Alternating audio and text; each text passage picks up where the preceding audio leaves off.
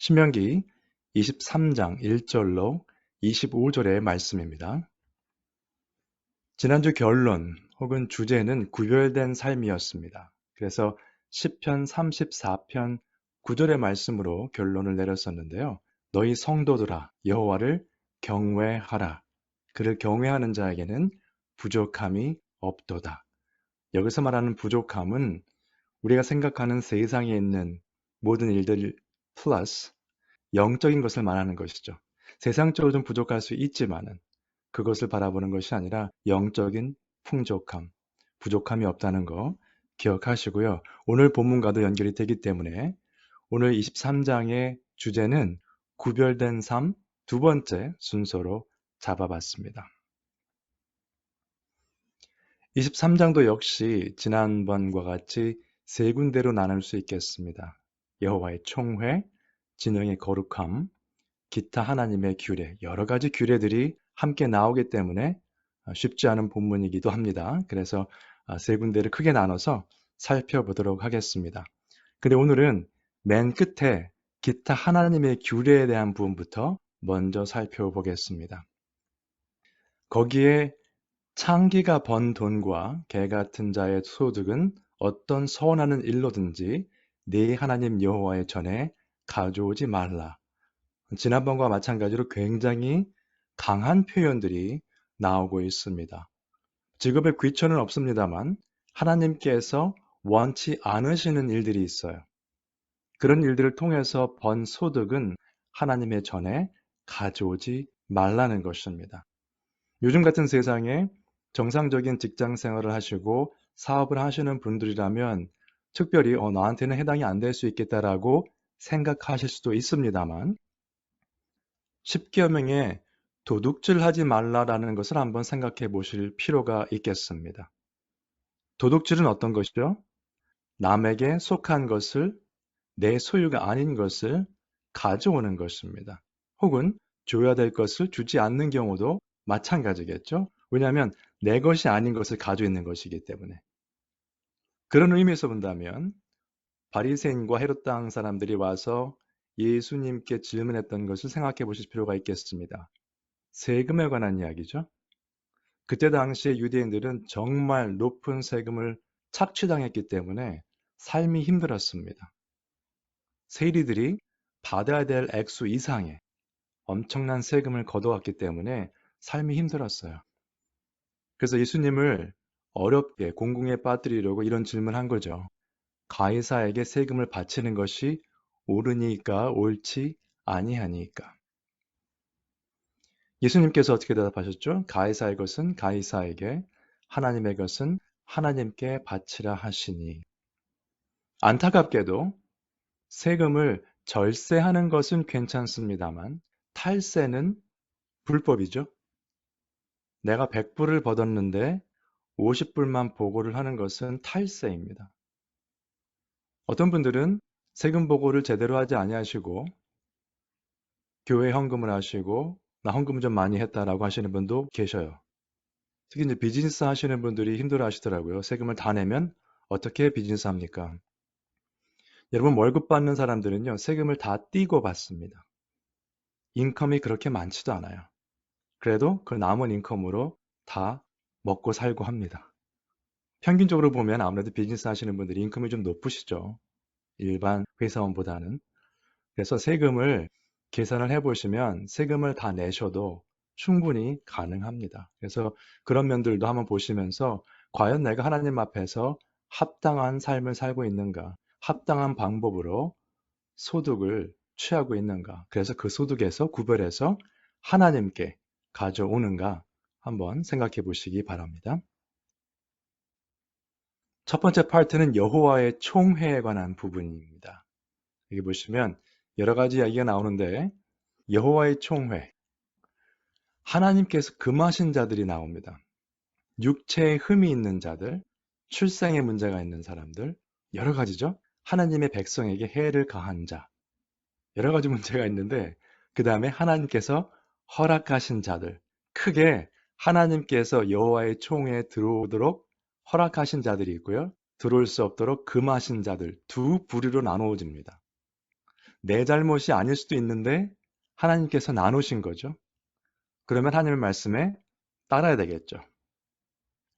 그런 면에서 본다면 육체의 흠, 출생의 문제, 하나님의 백성에게 해를 가한 자, 하나님의 총에 들어올 수 없는 부분으로 볼 때에 하나님께서 기쁘게 받으심이 되도록 하려면 흠이 없어야 돼요.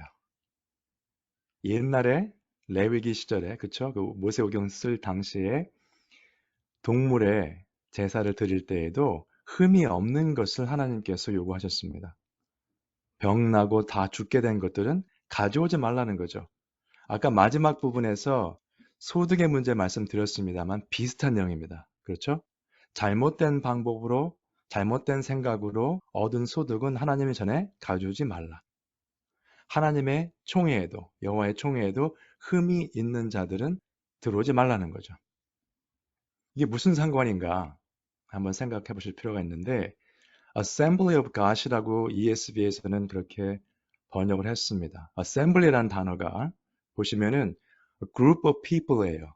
무슨 뜻인가 하면 사람들의 모임입니다. 총회, 모임. 그 다음에 a common purpose니까 공통된 목표를 가지고, 목적을 가지고 모이는 그 모임을 말하는 것입니다. 그래서 Assembly of the Lord, 여호와의 총회라고 하면 하나님의 언약 백성들의 모임이고요. 특별히 하나님의 임재하심이 있는 곳에 모이는 곳이에요. 아무데나 모이는 것이 아니라 하나님이 계신 곳, 그곳에 하나님의 백성들이 모이는 겁니다.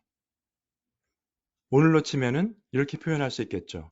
언약 백성들이 예배를 위해서 모이는 것. 예배를 위해서 모여있는 언약 백성들의 모임. 물론 하나님께서 무소부지하시기 때문에 어디에나 계십니다만 우리가 예배 드리러 교회에 나올 때 좀 다른 마음으로 나오게 되죠. 그 모습을 상상하시면 되겠습니다. 그러면 아까 인컴에 대한 이야기, 소득에 관한 말씀을 드렸었고요. 그 다음에 깨끗한 흠이 없는 자들이 들어올 수 있다는 것. 그 다음에 여호와의 총회는 하나님의 백성들이 모이는 것이다. 특별히 하나님의 임재하심이 있는 곳에. 상징적인 표현이지만 그렇다면 생각해 보실 필요가 있어요. 고린도전서 11장에 보시면 성찬에 대한 이야기가 나옵니다. 주의 떡이나 잔을 합당하지 않게 먹고 마시는 자는 주의 몸과 피에 대하여 죄를 짓는 것이니라. 자기를 살피고 그 후에야 이 떡을 먹고 이 잔을 마실지니 그렇지 아니하면 자기의 죄를 먹고 마시는 것이니라. 이 본문을 성찬식 때 매번 들으실 겁니다. 왜냐하면 성도님들이라고 하더라도 마음에 혹은 이러한 일들을 살펴볼 때 오늘은 내가 성찬을 받으면 안 되겠다 이런 마음이 들 수가 있거든요. 성도님들인 경우에도. 그렇다면 하나님의 임재하심에 모이는 여호와의 총회, 예배는 누가 참석할 수 있는 것입니까? 요즘 가장 많이 듣는 이야기 중에 하나가 교회 문턱을 낮춰야 됩니다. 그래야 많은 사람들이 올 것이고 그 온 사람들에게 복음을 전해서 그들도 예수님을 믿게 할 것입니다. 라는 이야기를 듣게 됩니다. 그래서 예배, 설교의 내용도 성경 말씀보다는 다른 내용, 사람들이 쉽게 이해할 수 있고 공감할 수 있는 세상의 내용, 어떤 훌륭한 사람의 이야기, 본인들이 읽은 책 내용 이런 것들을 쉐어해서 사람들이 공감할 수 있도록 합시다. 그 다음에 찬양도 요즘 사람들이 좋아하는 가락이 들어가 있는 찬양으로 해서 사람들이 많이 들어올 수 있도록 합시다. 이런 얘기 많이 듣습니다. 사역과 모임, 소그룹도 모이면 소그룹 리더들에게 부탁을 하죠. 말씀에 대한 내용은 많이 하지 말고 가능하면 친교를 잘 하십시오. 그래야 사람들이 교회에 나옵니다. 여러분 초대 교부 중에 잔 크리소스텀이라는 분이 있었습니다. 이분이 나중에 훌륭한 신학자 겸 종교 지도자로서 이 역할을 감당했는데 이분이 처음에 예수님을 믿게 된 경로를 한번 보도록 하겠습니다. 3년 동안 그때 당시에 요구되었던 3년 동안의 기간을 훈련을 받았어요. 이 보시면 the time of preparation. 3년 동안 훈련을 받은 후에 비로소 세례를 받았습니다. 그냥 교회에 가겠습니다. 나 예수 믿습니다. 한 것이 아니라 그 상황이 됐을 때 교회에서 그러면 3년간 미니멈 3년간 교육을 받고 신앙이 확인이 되면 세례를 받고 그 다음에 교회에 잘 참석할 수 있도록 하겠습니다. 이러한 절차를 거쳤어요. 요즘 이렇게 하면 어떻게 할까요? 교회 많은데 다른 데 가겠다. 이런 말을 들을 수 있을 겁니다. 미국 교회의 현실에 대해서 폴 와셔가 이런 이야기를 했습니다. 현대 교회에 성경적 가르침이 없다. The lack of biblical preaching이니까 성경적 설교, 가르침이 없어서 so-called church라고 하는 곳에 믿지 않는 사람들 혹은 이상한 사람들로 가득 차 있다. 근데 그런 사람들이 기독교라고 하는 것을 대표하는 사람들처럼 돼버렸다는 거죠. 크리스찬이라고 하면 이런 사람들. 성경 말씀과 관계없이 사는 사람들. 사회적으로 볼 때, 세상적으로 볼 때도 도덕적으로 타락한 삶을 사는 사람들. 이런 사람들이 그리스도인이라고 인용되고 있는 것이죠. 이 삶 동안에. 그리고 또 이런 말을 했습니다. 미국에 별로 철치가 없다. 교회가 없다. 2020년도 기준으로 보면 38만 개 정도의 교회가 있다고 합니다. 미국에. 근데 폴 와셔가 미국에 별로 교회가 없다고 그랬어요. 뭐가 있는가? 잘 지어진 잔디밭에 세워진 빌딩들은 참 많다. 이렇게 말을 했습니다. 이분도 굉장히 직접적으로 말을 하시는 분이기 때문에. 그리고 이렇게 결론을 맺습니다. 어떤 사람들이 나는 교회에 다닙니다. 혹은 나는 크리스찬입니다. 라고 말을 한다고 해서 그렇게 되는 것이 아니다. 라는 말입니다. 나는 교회를 다닙니다. 나는 크리스찬입니다. 말을 한다고 해서 그렇게 되는 것이 아니다. 왜 그럴까요? biblical preaching, 성경적 가르침이 없거든요. 교회 문턱을 낮춰서 사람들이 들어온다고 해도 그 교회에서 말씀을 제대로 선포하지 않습니다. 그렇다면 그것은 교회일 수 없겠죠. 마찬가지로 나는 어부입니다 라고 하시는 분이 있는데 한 번도 바닷가에 나가서 고기를 잡은 적이 없어요. 그리고 고기를 잡는 것에 관심이 없습니다. 그런 분은 아무리 본인이 어부라고 말을 해도 우리가 어부라고 인정할 수 없죠. 나는 목사입니다라고 하면서 성경 말씀에 관심이 없는 분들이 얼마나 많은지 모릅니다. 성경 말씀을 연구하고 가르치고 설교하는데 관심이 없는 목사라고 하는 분들이 얼마나 많은지요. 여기 말하는 so-called church라는 것은 소위 교회라고 하는 곳에 거거든요. so-called pastor, 소위 목사라고 하는 자들이 성경 말씀에 관심이 없어요. 목사라고 인정할 수 없죠. 존 맥가르서가 이렇게 말을 했습니다. 죽은 교회를 식별하는 방법은 그리 어렵지 않다 하면서 몇 가지를 이렇게 얘기했어요. 전통의 문제를 얘기했고요. 그 다음에 이 부분이 굉장히 어려운 부분인데 사회 문제를 해결하고 공공복지를 증진시키는 일에 전념할 뿐 복음의 능력을 전하지 않는 교회. 사회 문제, 정치 문제는 굉장히 관심이 많습니다. 그런데 복음을 전하는 데는 별로 관심이 없어요. 교회 안에서 교회에 오신 분들에게 복음을 전하고 복음을 나누고 복음을 서로 이야기하는데 관심이 없는 사람들이 모여 있습니다. 모이면 사회 문제, 정치 문제만 이야기를 합니다. 진정한 교회라고 할 수 없죠. 그 다음에 하나님의 말씀보다 사람들의 견해와 유행을 따르는 교회. 요즘은 이런 게 유행입니다. 요즘은 이런 음악. 이 사람들이 유명합니다. 유명한 사람들 모르면 또 안 되죠. 다 알아야 되죠. 그 다음에 마지막으로 거룩함을 추구하려는 열망이 없는 교회. 그냥 있는 대로 사는 거예요. 삶에 아무런 변화가 없어도 괜찮다고 들었기 때문에 있는 그대로 하나님이 사랑하십니다. 땡큐 하나님. 그냥 사는 겁니다. 아무런 변화가 없어요. 영적인 변화가.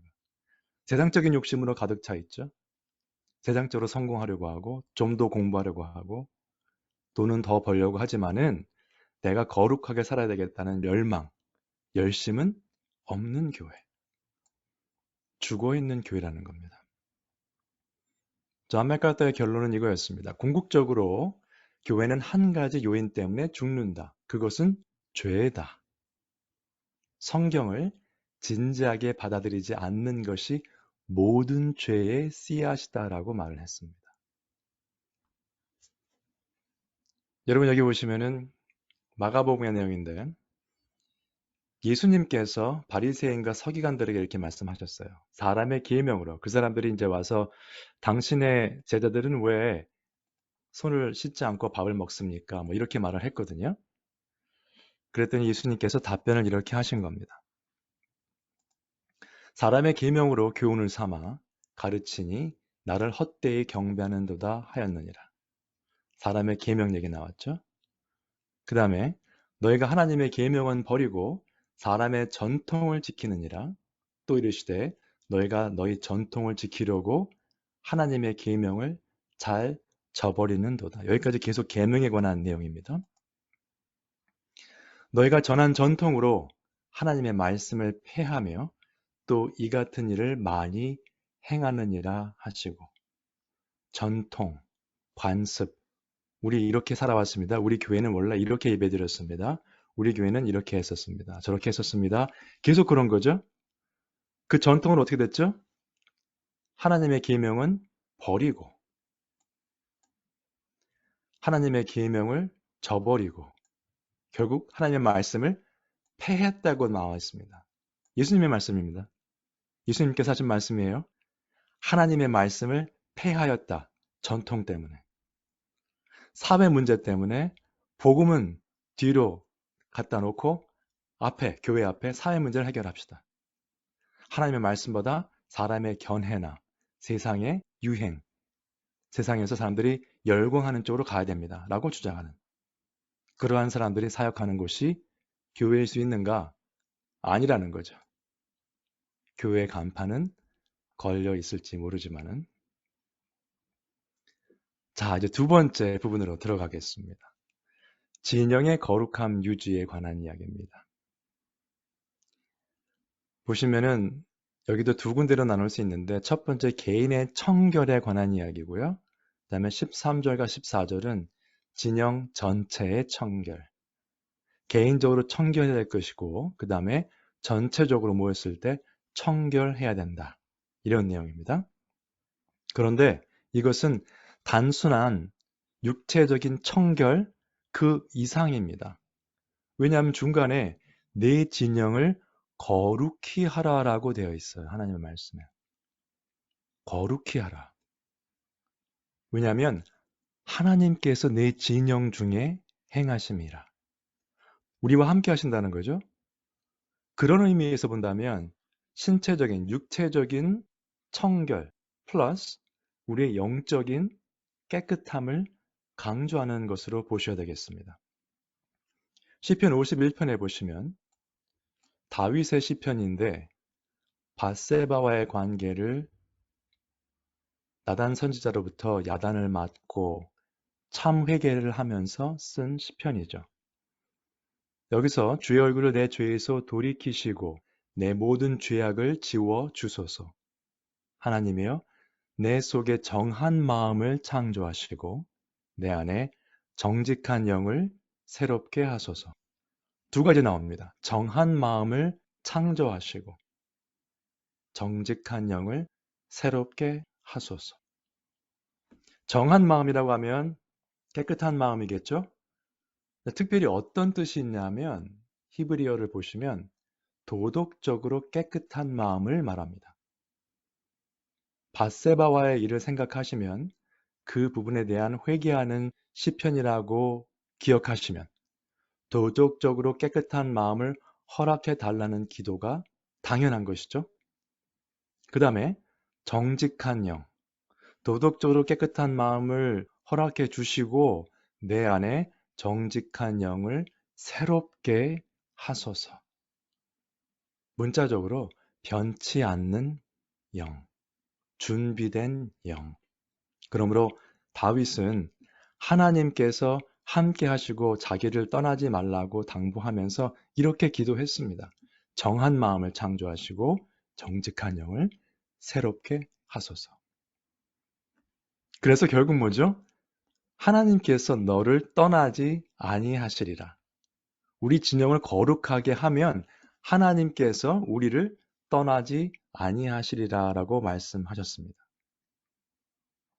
바른 방법으로, 바른 마음으로 취득한 소득에 관한 문제, 그 다음에 흠 없는 자들로서 하나님의 총회에 들어올 수 있는 것, 그 다음에 우리 진영을 거룩하게 함으로 하나님이 우리와 함께 하시는 것, 다 비슷한 주제로 갑니다. 너를 떠나지 아니하시리라 라고 한 부분을 오늘 본문뿐만 아니라 곳곳에서 발견하실 수 있는데요. 레위기를 보시면 이렇게 나왔습니다. 내 성막을 너희 중에 세우리니 내 마음이 너희를 싫어하지 아니할 것이며 나는 너희 중에 행하여 너희의 하나님이 되고 너희는 내 백성이 될 것이니라.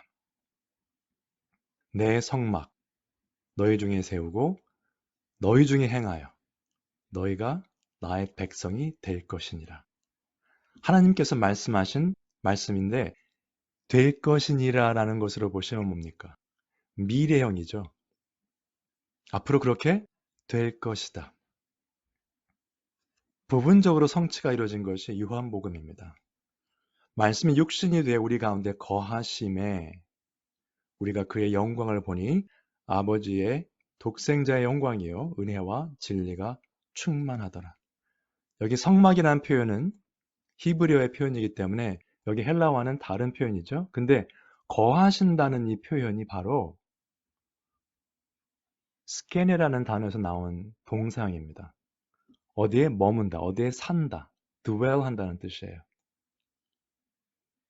이 단어의 뜻이 성막이라는 단어의 뜻이 이 거하신다는 단어에 들어와 있습니다. 성막처럼 우리 가운데 거하시는 거예요. 예수님께서 말씀으로. 이걸 좀 정리해서 보여드리면 레위기 말씀이죠. 예언의 말씀이었죠. 내가 내 성막을 말씀하셨던 부분. 그 다음에 요한복음 1장 그리스도의 초림에 말씀이 육신이 되어 우리 가운데 거하심에 라고 되어 있죠. 이것이 부분적인 성취인데 예언의 말씀이 온전히 성취되는 것은 언제입니까? 예수님께서 재림하실 때 예언이 완전히 성취가 됩니다. 그렇다면 그 본문을 한번 볼 필요가 있겠습니다. 계시록을 한번 보겠습니다. 계시록 21장에 보시면 20장 후반부에서 크고 흰 보좌의 심판이 있고 그 다음에 이렇게 됩니다. 또 내가 새 하늘과 새 땅을 보니 이제 새 하늘과 새 땅이 생긴 겁니다. 처음 하늘과 처음 땅이 없어졌고 바다도 있지 않더라. 또 내가 보매 거룩한 성, 새 예루살렘이 하나님께로부터 하늘에서 내려오니 그 준비한 것이 신부가 남편을 위하여 단장한 것 같더라. 사도 요한, 이제 나이가 많이 들어서 노인이 되었습니다만 하나님께서 비전을 주셔서 지금 보고 있는 거예요. 장래 일에 대해서. 한번 상상해 보세요. 얼마나 가슴 벅찬 일이었을까. 새 하늘과 새 땅을 보고 거룩한 성, 새 예루살렘이 내려오는 것을 봅니다. 계속해서 보시면 내가 들으니 보좌에서 큰 음성이 나서 이르되 보라 하나님의 장막이 사람들과 함께 있음에 하나님이 그들과 함께 계시리니 하나님의 장막이죠? 스케네라고 하는 단어 여기 태버너클이라고 하는 성막이라고 번역되는 단어가 그대로 나와 있는 단어입니다. 하나님의 장막이 사람들과 함께 있음에 하나님이 그들과 함께 계시리니 그들은 하나님의 백성이 되고 하나님은 친히 그들과 함께 계셔서 오늘 레위기 본문, 신명기 본문에 나온 하나님께서 우리와 함께 계시는데 우리가 하나님의 백성이 된다는 부분이 여기 그대로 성취되고 있습니다. 그렇게 되면 어떻게 될까요? 모든 눈물을 그 눈에서 닦아 주시니 다시는 사망이 없고 애통하는 것이나 곡하는 것이나 아픈 것이 다시 있지 아니하리니 처음 것들이 다 지나갔음이로라. 아멘. 예수 그리스도 안에 우리가 참 소망을 가지고 있다면 그리스도를 통해서 하나님께로 나아갈 수 있는 담대함을 허락받을 수 있을 것이고 장래에 하나님께서 약속하신 우리는 하나님의 백성이 되고 하나님은 우리와 함께 계시다는 그 말씀을 늘 간직하실 수 있을 겁니다. 그리고 약속하신 모든 눈물을 닦아주시고 애통하는 것이나 힘든 것이나 아픈 것이 없는 그 삶을 바라보시면서 참 소망을 가지고 살아가셔야 되겠습니다. 그러면 우리는 어떤 존재인가? 전에 악한 행실로 멀리 떠나 마음으로 원수가 되었던 우리입니다. 이제는 그의 육체의 죽음으로 그리스도께서 십자가의 죽으심으로 말미암아 화목하게 하사 우리를 거룩하고 흠 없고 책망할 것이 없는 자로 하나님 앞에 세우고자 하셨다는 거예요. 오늘 본문의 내용을 보시면 전부 다 구별된 것이죠. 구별된 소득, 구별된 몸, 제사 드리는 몸이죠. 그다음에 구별된 사람들의 모임. 우리는 거룩하고 흠없고 책망할 것이 없는 자로 그리스도의 피로 말미암아 세워졌습니다. 이미. 그런데 그것이 바로 성도의 뜻과 같은 것이죠. 거룩하고 흠없고 책망할 것이 없는 자, 바로 성도입니다. 영어로 saint죠. 거룩한 자, holy one. 홀리하다는 히브리어가 결국 헬라어로 와서 성도라는 단어로 번역이 된 것이죠. 거룩한 자입니다, 우리는. 근데 이러한 삶이 어떻게 가능한가?